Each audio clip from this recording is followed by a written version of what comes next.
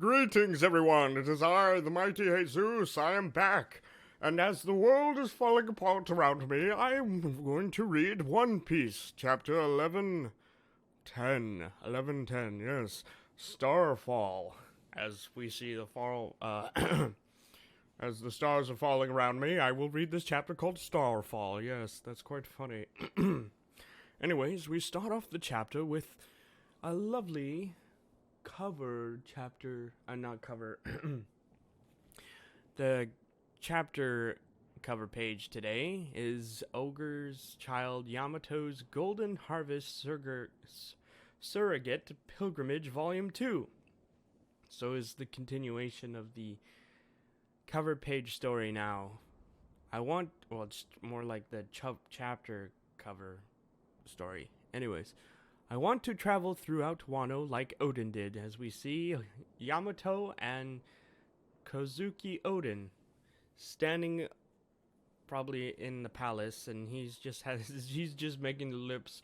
He's like, sure, I guess you can. I don't need you.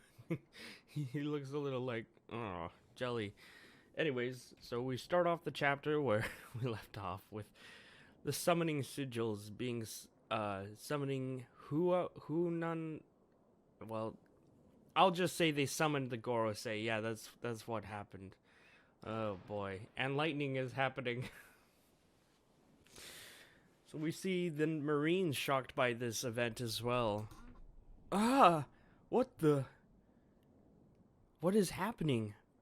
When Saint Saturn isn't this what happened when Saint Saturn disembarked earlier? I'm worried about the others. Oh, Bonnie is talking to the giant with Frankie. Yeah, I'm worried about the others as well. We see arrows destroying the marine vessels from the giants, because, it's a giant arrow. And they're teaming up with the pacifistas. As the giants walk towards where Luffy is, we see them. And then we cut to Sacred Marijois. And the audio from Vegapunk is still going. What is that, Stella? And we see the Chamber of Power where the summoning sigil was, and there are no elders in the Chamber of Power except a empty room and a sigil that is on fire. And we see a Denden Mushi. Well, it's more like a video Mushi. You know, the ones that show video. Why? It's the dream of all mankind. Vega coffee.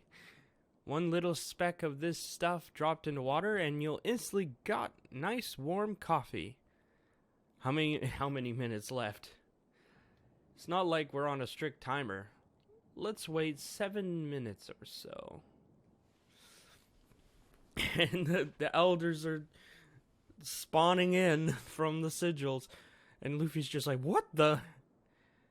And then we'll begin. The video is, the message is still being relayed. Not that anyone will be close enough to stop us if they wished. And Sanji's just moving away with Vegapunk on his shoulders. Gotta get in touch with Nami's group. And so Luffy's just like, there are 5 monsters now. So we see Saint J. Garcia Saturn. He's known as the Gyuki. And Saint Marcus Mars is the Itsumade. And Saint Topman Mercury is the Feng Shi. And we also have Saint, I can't read that text. Why did they do that way? I have to zoom in for this. What is his name? It is Saint Ethan Baron V. Nurse-Juro. Nurse-Juro? Oh my god. I'm so bad at this. His name is like stretched. It doesn't look very good on the panel here. But he is the Bakotsu. The Bakotsu. And we also have Shepherd Jupiter. Saint Shepherd Jupiter, who's just a sandworm. He's just a sandworm. We have all these like mythological like yokai names, and then we just have a sandworm. Not very intimidating. He's just a worm, but as we see their full figure in tow in this cover double page spread. So the sandworm is literally just Saint Shepherd, right? And then the Bakotsu is like a skeleton horse that's on fire. The obviously Saint Saturn is like a spider looking yokai. Itsumade is like a winged, I mean, it looks like a dinosaur that has feathers. Well, I mean, some dinosaurs have feathers, but you get the point. It's like a giant bird with a long neck. And then the Feng Shi is just looking like a pig or some kind of boar with its tusks, and they're all huge with the black flames surrounding them. And we just see the horse move at a swift pace towards the forest and towards a pacifista, and he shifts. The Gorosei shifts his top of the body where the horse's head was, and now he's a centaur skeleton.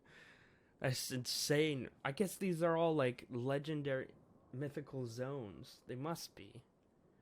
I don't know how they would. How would the Gorosei, who's a sandworm, how would they do the in between of his forms? That would look really weird. So obviously we see the Gorosei. Ethan, his name's Ethan, basically. His highest authority of the world government, Ethan. He runs towards, in his in that skeleton horse form, towards the pacifista, and slashes it with a cold edge. And the Marines are shocked. Huh? That pacifista's down. And he's just doing that constantly to the other pacifistas, as we see a crack of his sword. Well, it's more like the crack of his power. I just saw something. An enormous horse on the shore. It's racing through them. The pacifistas closest to us has shut down. Same over here. Are they getting slashed? No. It seems to be partially frozen. Partially frozen? Is this Gorosei going to go toe to toe with the Brook? Ice on ice slashing style? It's kind of interesting. I guess he has the power of the undead since he is a skeleton horse. Oh my god, what if he does fight Brook? Because Brook's a skeleton. And he has the revive fruit, which lets him control some power of the underworld. Fascinating theories are coming into my head. So we cut to Sasanji, who's witnessing a creature flying into the air. Hello, Nami, Robin, etc. Come in. God damn it, Sanji. You only care about the... He doesn't even name the others. He's just like, Nami, Robin, etc. Come in. It's kind of hard to explain what's happening down here, but in short, time's up. Get away from there. Get away from there. Huh? What do you mean? Hands-on report. The fallen pacifistas are temporarily disabled due to freezing in the circuits to the brain. Oh, so the Marines are diagnostic. Oh, this dude's... Oh, my... It's so hard to explain. So we have the pacifistas being diagnosticked by the Marines. Hands-on report, the fallen pacifistas are temporarily disabled due to freezing in the circuits to the brain. Someone did that for us? Now we don't have to waste our strength fighting them. Kill Bonnie now while we have the opening. And then we see a panel where the Gorosei, that is the bird, I forget the name of this. It is the Itsumade, who is Saint Marcus. Saint Marcus is the bird. Saint Marcus is in the air. while we see names are hard, man. We see Saint Marcus in the air while the skeleton horse guy is going around the island, slicing all the pacifistas that were standing in a perimeter, firing at the Navy vessels. We see like an air view. Is pretty cool. Bonnie and the Straw Hats are at the northeast shore. The pacifista numbers have already been halved. It's definitely an ally's work. These are the Navy talking. And Sanji's like, just run away. A really freaky monster is flying up towards you. Escape at once. Yeah, it is a freaky looking monster. Go! He's going through the shield. Boom. So, St. Marcus is flying towards them. Towards the team that is near the Sunny. And we see, the skeleton horse guy. I'm just gonna call him the skeleton horse guy. Although his name is literally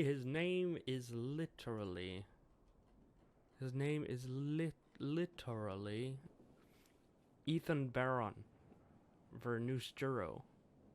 Ethan Baron is the horse guy. The skeleton horse guy. So he's slicing up the pacifistas while Luffy is fighting the other three elders. We have the sandworm, the spider-like entity, which is, and then the boar-looking thing. And so, in this panel, we see the worm start to move. He's just a giant worm. What is he going to do? And as the spider Gorosei is distracting Luffy with his I don't know if that's his hair or his like leg whips that do all the poison stuff. And he's like whipping the ground, and Luffy's obviously avoiding it, not caring, but the worm starts to dig under the ground, and Luffy's like, it dove under, an earthworm. We cut to where the other group is with Usopp and Nami, as well as Brook, Lilith, and Chopper. Sanji, this is Usopp. Listen, we love to get out of here, but Zoro and Jinbei aren't back yet.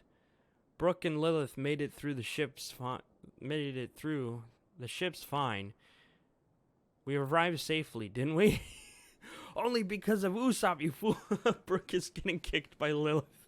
And Usopp stopped the sliding vessel with his green pops. And Jinbei is still on the hunt for Zoro. I understand the urgency, whether the fight's finished or not. I'm going to drag him back. Drag him back with me.